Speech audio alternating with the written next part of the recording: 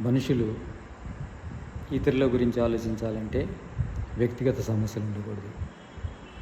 వ్యక్తిగత సమస్యలు ఉన్న వ్యక్తి సమాజం గురించి ఆలోచించలేడు. వ్యక్తిగత సమస్యలను దూరం చేసే వ్యవస్థ ఉండాలి. వ్యక్తిగత సమస్యలు చాలామందికి ఉన్నాయంటే అది ప్రభుత్వ వైఫల్యమే.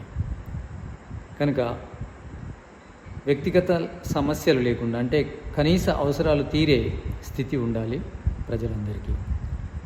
కనీస అవసరాలు తీరిన తర్వాత మనుషులు ఇతరుల గురించి ఆలోచిస్తారు. అంతేకాకుండా ఆధ్యాత్మ చింతన చేస్తారు. ఆధ్యాత్మ చింతన చేయాలన్నా, సమాజ సేవ చేయాలన్నా వ్యక్తిగత సమస్యలు ఉండకూడదు. కనీస అవసరాలు తీరాలి మనుషులకి. కనుక కనీస అవసరాలను తీర్చే బాధ్యత ప్రభుత్వానికి. అందరికీ అవసరాలు తీరాలి. అందరికీ, ఈ దేశంలో ఉన్న ప్రతి వ్యక్తికి, పుట్టిన